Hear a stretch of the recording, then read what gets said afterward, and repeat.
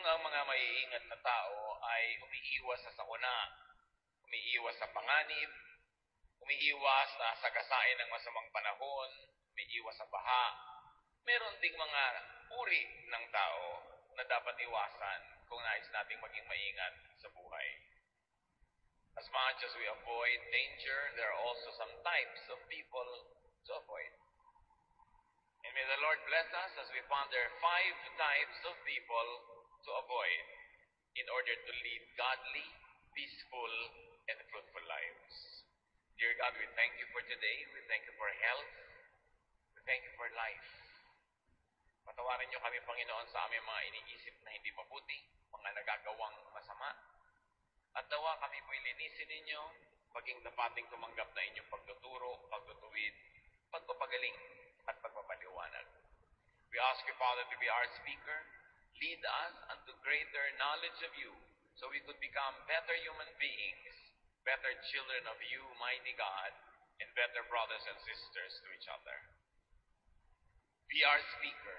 Preach from your throne of power and majesty, and let your light shine upon us. In the name of Jesus, your Son, our Lord, our Savior, we pray with thanksgiving. Amen. 5 types of people to avoid. Actually, marami. Pero ngayon, sapat ng 5 ang pagtuunan natin ng pansin. At sa ating pag-aaral ito, mga kapatid, hindi lang natin i-assign yung type na ito sa iba, suriin natin ating mga sarili, baka tayo ay kabilang dito. Avoid haters. Dapat tayong umiwas sa mga taong walang alam kundi magalit, namuhi, mapuot sa kapwa. Ang laging laman ng kanilang salita ay pamimintas, paninirang puri, pagmamagaling sa sarili, at panglilibak sa kapwa. God loves. And because of that, we should avoid haters. Haters are the opposite of God. Jesus' main teaching is love. Huwag natin kakalimutan at huwag tayong malilito kung ano talaga ang pangunahing katuruan ng Panginoon. Ito ay pag-ibig. Sa katunayan, nung tinanong siya kung anong pinakamahalagang kautusan, sabi niya, love God and love others. Wala nang hihigit pa sa mga kautusan na ito. Meanwhile, haters,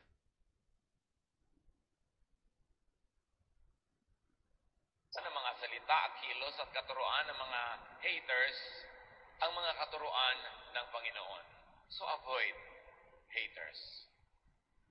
John 10:10, a thief, or maybe we can use substitution and substitute the word hater. A hater comes only to rob, kill, and destroy. I came so that everyone would have life and have it in its fullest, Jesus says. Ang mga taong mahilig mamuhi ay hindi kontentong namumuhi sila. Gusto nilang ihawa ang lahat ng pwede nilang ihawa, idamay ang mga pwedeng idamay. Ang mga galit nila sa mundo, sama ng loob, sa mga naipong mga suliranin at kabiguan ng kanilang buhay, ay nais nilang iganti, ibunton kahit kanino na lang. At kung maaari na tayo ma-impluensya nila na laging magalit din, mamuhi, gagawin nila yon. Pero oras na nakinig tayo sa mga haters at nagpadala sa kanila, mananakawan tayo ng buhay, ng kaligayahan, kapayapaan, at magiging tulad nila tayo. 1 Peter 5:8, be on your guard and stay awake.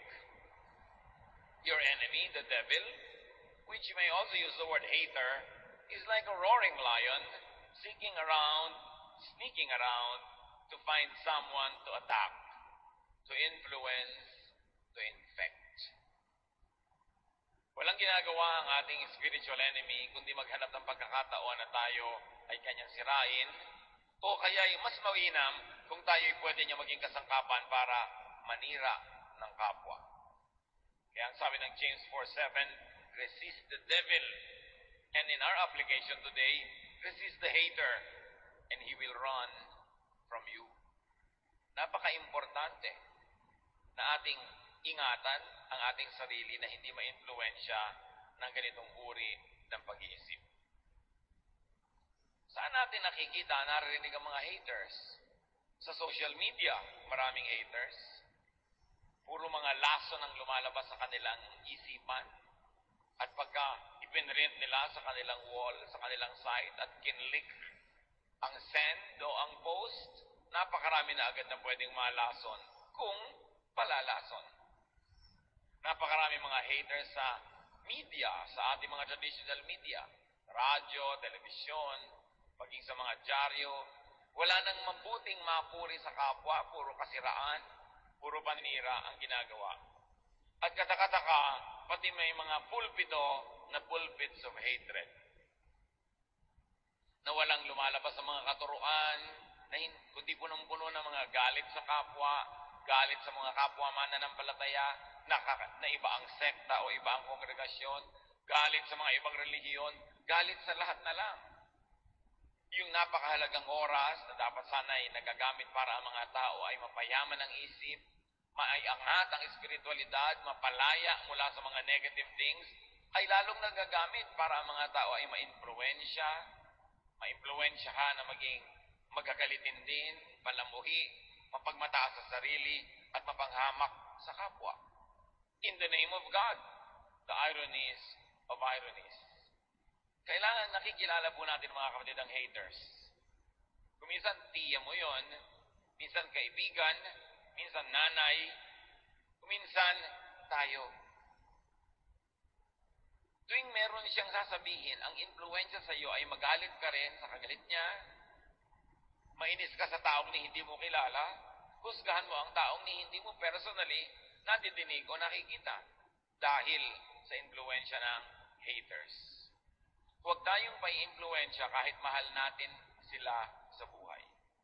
Kahit mataas ang kanilang pinag-aralan o kahit pa nga meron silang katungkulan o kapangyarihan. Ang bawat tao ay binigyan ng Diyos ng sariling isip, sariling bait para salain natin ang ating naririnig at maproseso natin sa ating isipan at mabigyan natin ng pinakamaka-Diyos, pinakamaayos, pinakamabuting response ang ganitong mga uri ng messages of hatred. Who else must we avoid? Avoid gossiper.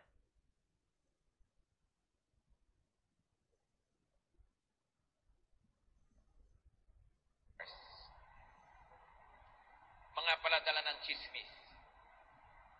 Sari-sari mga alimuom na nakukuha sa lupa ang gusto nilang ilipat sa ating isipan. Proverbs 16:28, gossip is no good. It causes hard feelings and comes between friends. Ano nga ba namang buti ang idudulot ng chismis? Pinaghihiwalay ang magkakaibigan. Pag nalaman mo kung ano sinasabi ni ganitong tao laban sa'yo, lumalayo na yung loob mo, nagkakagalit na kayo. At kung ikaw man ay papatol at magsasabi ng masasama tungkol sa kanya, mga chismis tungkol sa kanya, magagalit din siya sa iyo, walang mabuting idudulot. Kuminsan napakatagal na investment ng pagkakaibigan, pagtutulungan, pagmamahalan, sinisira ng mga makakating dila. Sinisira ng mga chismis. Proverbs 20:19, stay away from gossips. They tell everything. Lumayo daw sa mga taong hindi na namimili ng sinasabi, lahat na lang sinasabi.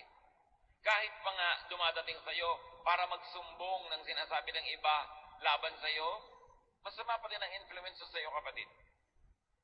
Kaya pwede mong sabihin, huwag ka nang lagi magsumbong sa akin. Ina-expect ko na that everybody will love me, people will criticize me, people will say evil things against me, but please, huwag mo nilang sabihin sa akin. Kasi nalalason lang yung isip ko, gumugulo ang aking damdamin, nagagalit ako, nawawalan ako ng concentration at pwede magkasala rin ako dahil dyan. Ang tao pong matino,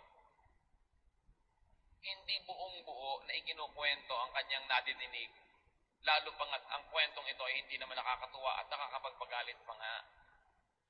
Discreet and decent people filter their gossip, if ever they gossip. Kasi well, we should not be gossiping. There are two types of gossipers.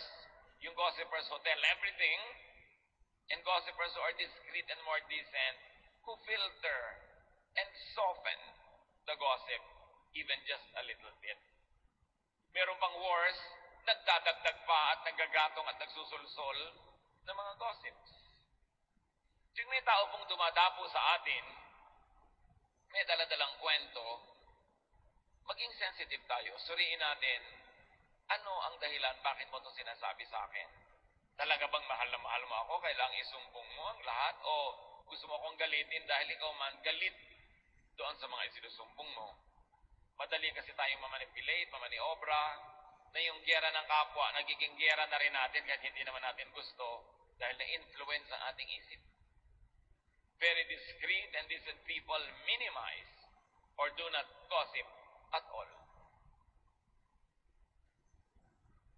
Napakahalagang ating makita yung high qualities of people who refuse to gossip. Ang daming nasasagap natin sa hangin ng mga kung ano-anong balita, pero para laging ulit-ulitin natin yun sa kapwa. Lalo't gumagamit ka ng social media, gumagamit ka ng computer, internet, ng text. Kuminsan irresponsible. Kuminsan mga gossip na wala namang verification. Yung mga tukuli lindol daw ng intensity 12 sa Metro Manila bukas, ikakalat mo agad. Nag-research ka na ba? Totoo ba? Sinong may sabi? Nagsasabog ka agad ng takot at panakot sa tao? Hindi mo naman na-verify. O kayong forward ng mga bagay na nakakatakot na hindi nyo naman verified. Kasi nakakagulo sa isip ng kapwa. Nakakanervyos. Kaya tuwing may nagpapason yan at nagtatanong, meron daw po dito na lindol na darating next week. So, hindi na pe-predict ang lindol. Ilang beses na ba kayo kailangan mag-aral from volcanologists? Typhoon, yes. Storms, yes. Pero lindol, hindi na pe-predict. Kaya pag may nagpe-predict niyan, tulad yung nagpe-predict na darating si Jesus sa ganung petsa, huwag kayo maniwala. Kasi sabi sa Bible, walang nakakaalam kung kailan mangyayari ang ganung bagay. Bakit pinapayagan nating magulo pa tayo ng mga bagay na hindi naman dapat nakakagulo kung nag-iisip lang tayo ng konti? Tapos hindi mo na iniisip, pass ka ng pass, forward ka ng forward. Lason pa lang ipinapadala mo sa kapwa. Psalm 101 verse 5, anyone who spreads gossip will be silenced, and no one who is conceited will be my friend, God says. In His majestic ways, God will silence gossipers. Hindi natin laging alam kung paano patatahimikin ng Diyos at ititigom niya ang bibig ng mga mahilig magchismis. Pero meron tayong sariling alam na paraan para paano mapapatahimik ang gossipers? By avoiding them. By refusing to listen to them. And even more, by refusing to repeat to others what they tell us. Kailangan tanggihan mong pakinggan ang chismis. Kung tumatanggi ka na tampakan ng kapitbahay mo ng basura ang iyong bakuran, trash yun eh. Dapat tumanggi ka na tampakan ng kapwa mo ang iyong tenga ng basura. Alam niyo po ba ang tenga napakalapit sa utak? Ang lapit. Kaya pag pumasok sa tenga, nasa loob na agad ng utak. Anong mga basura ang pumapasok sa ating tenga? Mga basura ng haters, mga basura ng gossipers, it will poison our minds. And you can very well know if the mind is poisoned, the language and the vocabulary gets poisoned as well. The behavior, the thinking pattern gets poisoned. Kaya iniingatan, hindi tayo nagpapapasok ng anumang marumi sa ating tainga. Gusto niyo bang may pumasok na langgam sa inyong tenga? May pumasok na insekto, mikrobyo, maruming tubig, asido, and yet we allow a lot of gossip and hateful words to enter our ears.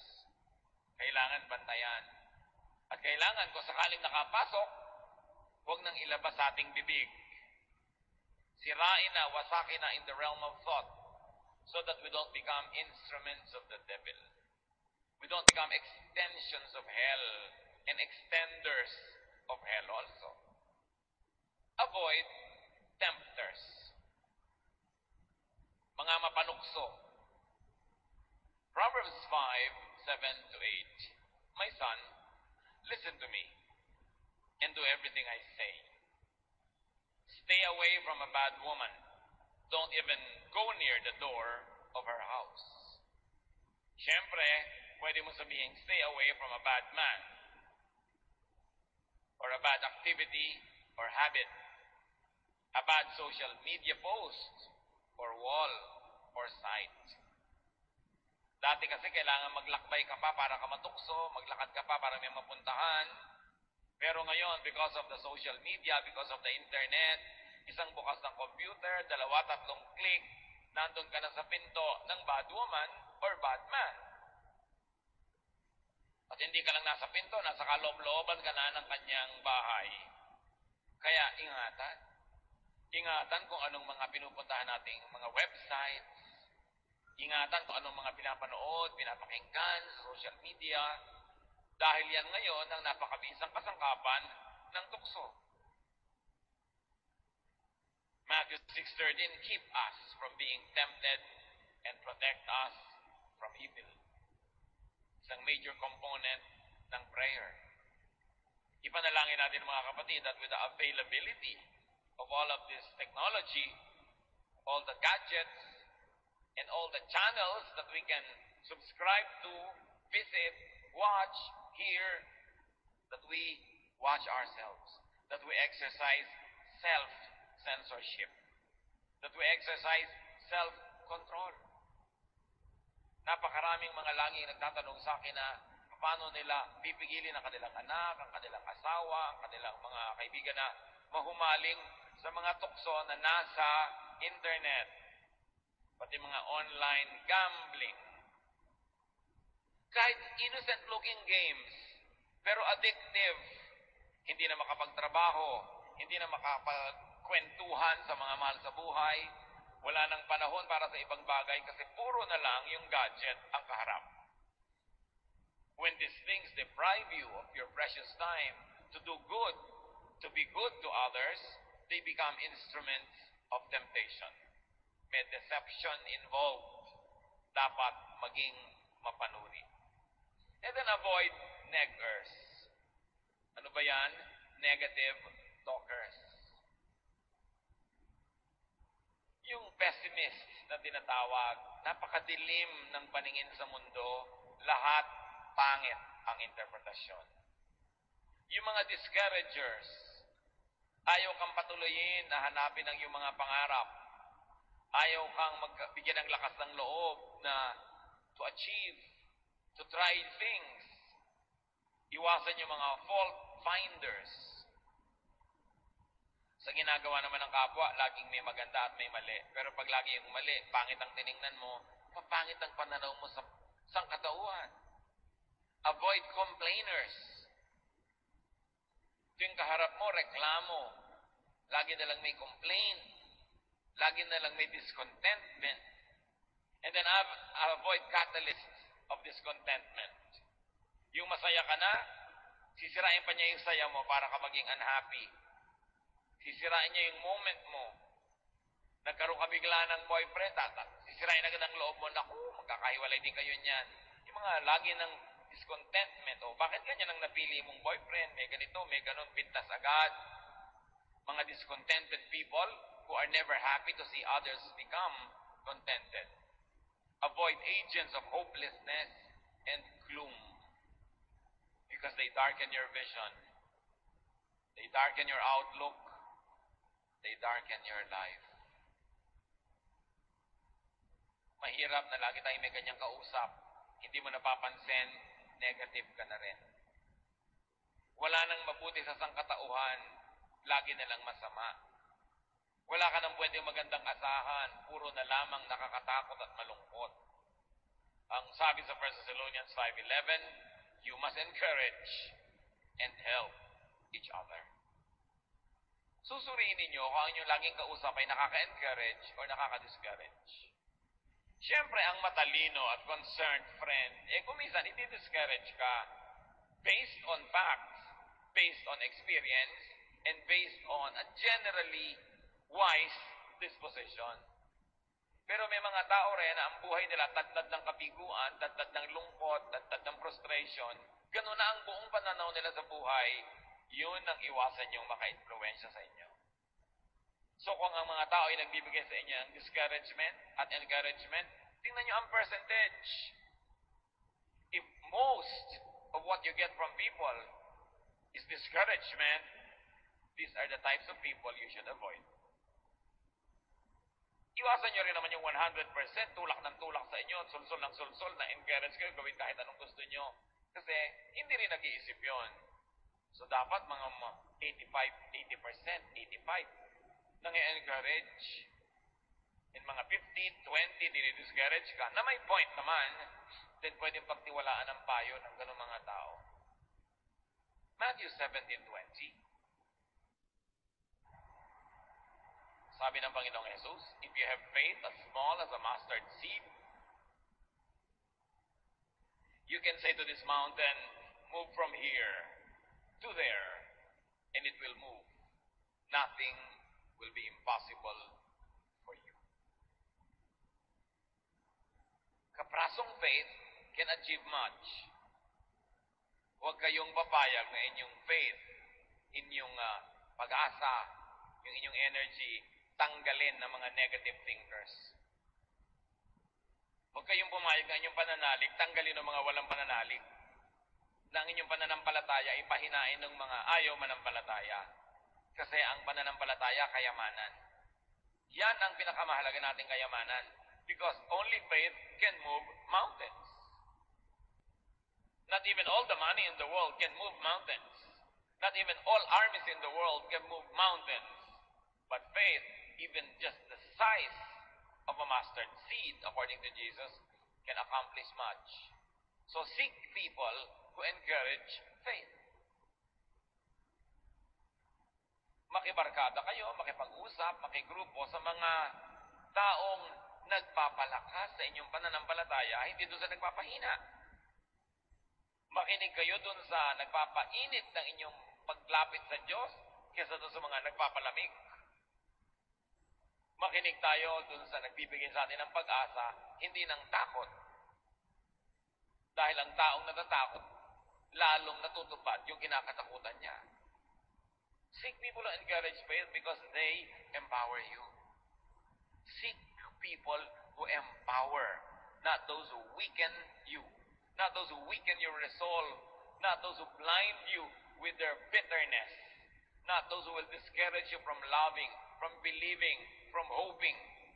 These are the people who will set you back. They are not happy being set back themselves. Magdadamay at magdadamay sila. Avoid people who negate faith, who weaken you. Yung gustong sirain yung pananalig mo, wala naman siyang ipapalit na superior. Gustong sirain ang pag-asa mo, wala naman siyang ibinibigay sa yung ibang pag-asa.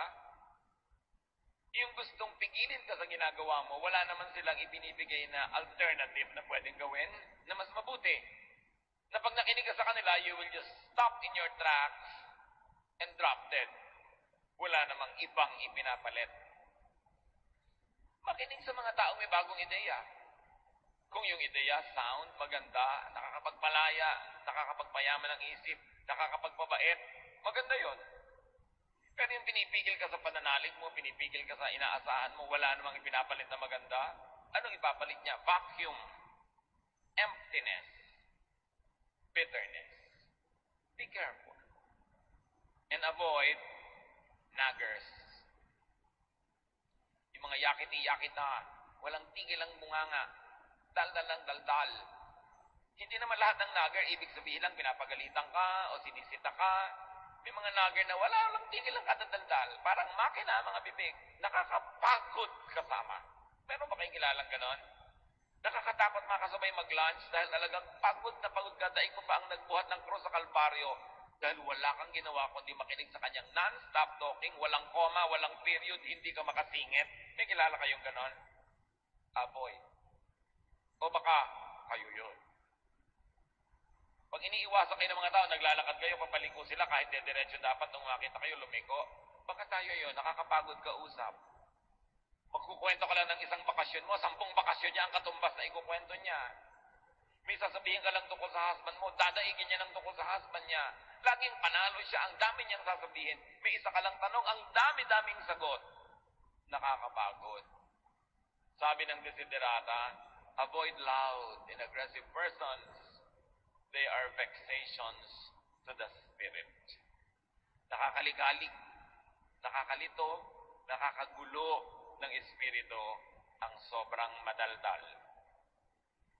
Proverbs 27:15, the steady dripping of rain and the nagging of a wife are one and the same. Siyempre, male point of view yan kasi male yung sumulat. A female can also say that the steady dripping of rain and a nagging husband are one and the same. Because there are nagging husbands. Just in case wala pa kayo nababalitaan, meron. Kung may mga nagger na babae, may mga nagger ding lalaki, nakakapagod din in the same way. Proverbs 21:9, it is better to stay outside on the roof of your house than to live inside with a nagging wife or husband. Ang mga roof kasi sa Middle East, flat. Pwede kang tumira, hindi ka mahuhulog, hindi katulad ng mga roof natin. So sabi, mabuti pa doon ka na lang tumira sa bubong, kahit maginaw o mainit, kasi nasa loob ka nga ng bahay, ang kasama mo ng mga asawa, walang tigil ang bunganga. Nakakapagod, nakakarinti. No? Proverbs 21:19, it is better out in the desert, o mas malayo na to, than at home with a nagging, complaining wife or husband. Lagi lang lalagyan ng kabilang kasarian. Kasi universal naman ito para sa lahat ng tao. Or a nagging mother, or a nagging friend, or companion. Minsan, naglalakbay ako nung araw pa, estudyante pa ako, I was traveling, and I had the misfortune of sitting next to a couple na yung wife walang tigil ang yakiti-yakitak. Dumating ang kape na isinerve ng stewardess, yakiti-yakitak siya. Kahit ano, hanggang bumaba ka na, may reklamo siya sa airport, man, everywhere. Nakasabay ko pa sa barko. Kasi naglalakbay ka nga, may lipad, eh. Sila na naman. Kasunod ko pa sa pila. Nangyari pa, nakapila ako, may biglang umuna sa akin na nagmamadaling nanay. For whatever reason, na may bitbit na bata at mga bag ng mga gatas. Sabi ba naman nung babaeng nagger na nasa likod ko, hindi na ako yung asawa niya, ha? Stranger na nga ako. Kinalabit pa ako, sabi niya, papayag ka na umuna siya sa'yo. In English, siyempre. Sabi ko, it doesn't matter. Takang-taka siya. Ninanag niya yung husband niya tungkol sa akin. Sabi niya, huwag ka tutulan sa kanya. Huwag kang papayag. Pag sa'yo may umuna, huwag kang... Hindi na nga inunahan. Nananag pa rin. May ganong tao. Ang tanong, baka tayo yon. Walang tigil ng kapupuna dito, rereklamo doon. So what to do in life? How to live? Ang iksi-iksi ng buhay, pupunuin mo pa ng mga negative. Sayang naman ang time. Psalm 90:12, teach us to use wisely all the time we have. Panginoon, bigyan niyo po kami ng karunungan na maging matalino kami kung paano gagamitin ang napakamanga halagang sandali na ipinahihiram niyo sa amin. Pag nagsayang ka ng isang oras, kalahating oras, 10 minuto, 1 minuto, sa nonsense talking, sa lack of faith, sa paninirang puri, sa pangmumuhi, sayang kasi hindi na mapabalik yung oras na yun. Minimize pain is what we should do in life. Avoid negative people. Be positive. Seek and enjoy positive people. Therefore, you maximize pleasure and happiness. And you do the most good. Paulit-ulit ako sa tatlong ito. Ano ang gagawin sa buhay ng tao na ipinapahiram ng Diyos? Maraming pwedeng discussion, maraming pwedeng detail, pero kung tutuusin, tatlo lang. Hanggat maaari, pakontiin at paiksiin mo ang paghihirap at pagdurusa. Minimize pain, whatever it takes. Pain ng body, pain ng spirit, pain ng soul, minimize it. Huwag quarrel ng quarrel. Pampagulo kasi yung quarrel. Pamparaki ng hirap sa buhay. Kailangan maghanap buhay ka para hindi ka mahirap, may makain ka. Therefore, you minimize hunger. Minimize pain. That's why, pinipili mong mabuti kung sinong papakasalan. You minimize pain. Hindi naman totally mawawala yun, meron. But you minimize by choosing wisely. And you maximize pleasure and happiness. Kaya yung mga iba, nagkakapilang pleasure. Yung iba, nilalagyan pa ng sugar, more pleasure. Yung iba, meron pang cream, more pleasure pa. Because you have to maximize pleasure, whatever it means to you, so long as you don't do evil to maximize your pleasure.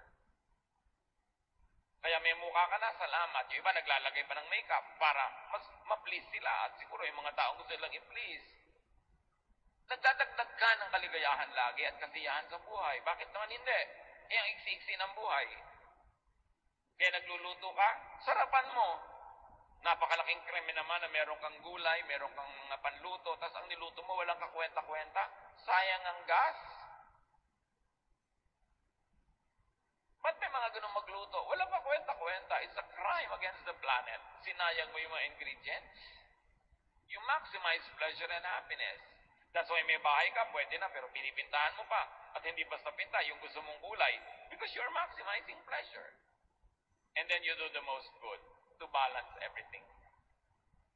Because when you only minimize pain and maximize pleasure, but don't do the most good, you will become selfish. And you will become evil to other people. So you do the most good. Tatlong bagay lang ang buhay. Pag ginawa mo yan, ikaliligaya ng Diyos ang ipinahirap niyang buhay sa iyo at pakabigyan ka pa ng extension.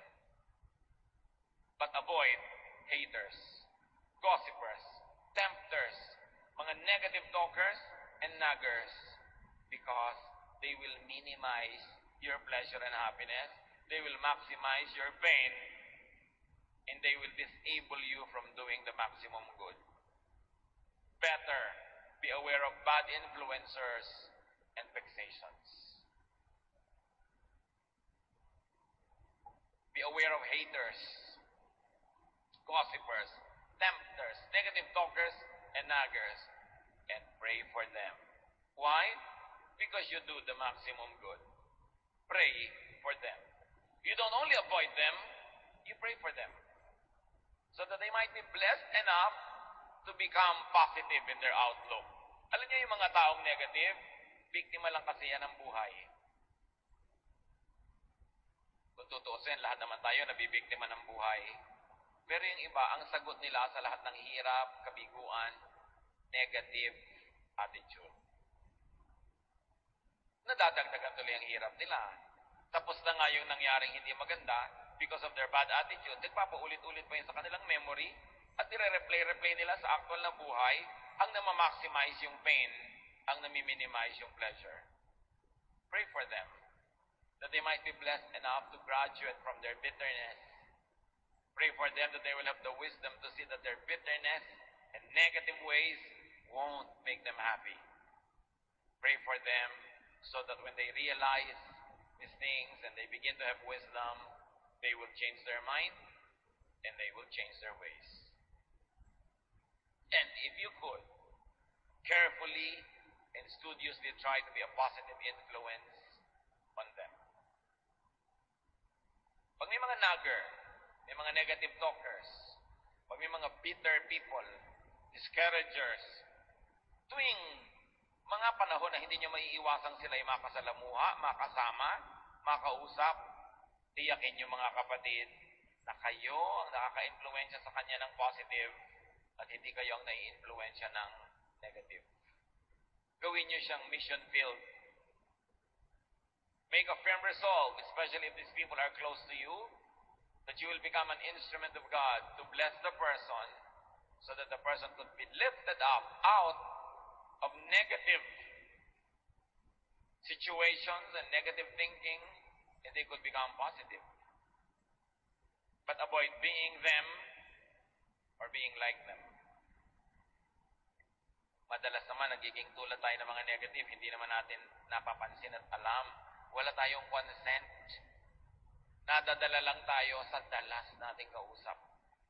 And because we don't put safeguards in our ears and in our eyes, we could get influenced by poisonous people. Avoid being a hater. Kung may nagkamali sa iyo noon, hindi lahat ng tao ganon. Kahit mas marami pang ang mali, meron pa ring tama. So huwag mong ihuhusga yung bagong kilala mo na mali agad. Hayaan mong magkaroon siya ng pagkakataong magpakilala ng maayos. Although, dahil nang ingat ka na, hindi ka naman masyadong vulnerable na sobra-sobra magtiwala. Pero huwag mo agad tatanggalan ng tao ng at least benefit of the doubt na siya ay may mabuting magagawa sa'yo. Avoid being a gossiper, a tempter especially, a negative talker, and a nagger. Romans 2, verse 1. Some of you accuse others of doing wrong, but there is no excuse for what you do. When you judge others, you condemn yourselves because you are guilty of doing the very same things. So pag meron tayong nilabel na, ay, negative thinker to, ay, negative talker, ito, discourager, tiyakin natin tayo, hindi ganon. Kasi yun yung tinatawag na talbog sa akin, dikit sa'yo.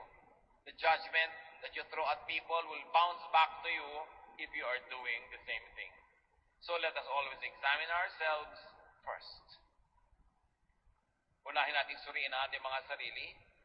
At kung sakaling guilty tayo mga kapatid, tigilan natin to dahil napakalaking parusa sa ating kapwa, lalo sa mga malalapit sa atin kung tayo negative. Kung tayo mahirap kasundo, kung tayo mahirap kasama, para nating pinarurusahan ang mga kasama natin. Hindi kasiyahan na tayo makasama, parang isang sumpa. If guilty, let us avoid inflicting others with our disease. Let us get treatment from the Lord. Meanwhile, remain in isolation while we are contagious. Pag nagpupumiglas, nagwawala ang isang salita na makalabas sa ating bibig, suriin muna natin, will it edify people? Makakabuti ba sa makakarinig? Makakabuti ba doon sa pinag-uusapan? Makakabuti ba sa inyong sariling puso at relasyon sa Diyos? At pag hindi, wasakin ang salitang ito at huwag itong payagang mabuo at lumabas pa sa ating bibig. And very, very importantly, choose your company ever very carefully. Because bad company ruins our morals. Kung minsan nagkakaroon tayo ng mga masasamang ugali, influence lang ng iba. Suriin natin mga kapatid. Umiwas sa hindi mabuti. Sayang ang panahon, sayang ang buhay, kung magugugol pa sa mali. Panginoon, ituro niyo sa amin ang tamang daan, maging sa maliliit na mga detalye ng buhay na pang-araw-araw, maging sa mga bagay na hindi naman theologically big, pero may kinalaman sa aming kasiyahan, kaligayahan, kapayapaan, at maging sa kasiyahan, kaligayahan at kapayapaan ng aming kapwa. Turuan mo kami, Panginoon, na maging tama, maging makadiyos, para ang aming mga bawat malapitan ay mapagpala at hindi makatanggap ng sumpa. Meanwhile, turuan mo kami maging maingat. Suriin ang impluensya sa amin ng aming kapwa. Pagbulay-bulayan natin ang mga simpleng pang-araw-araw na bagay na ito na madalas umahad lang sa ating spiritual growth, umahad lang sa ating kaligayahan at kapayapaan. Ama, papaglinawin niyo po ang aming isip at bigyan kami ng mga practical applications sa napakakaraniwang topic na ito, pero mahalaga sa aming espiritualidad. Magbulay-bulay tayo sumandali, mga kapatid.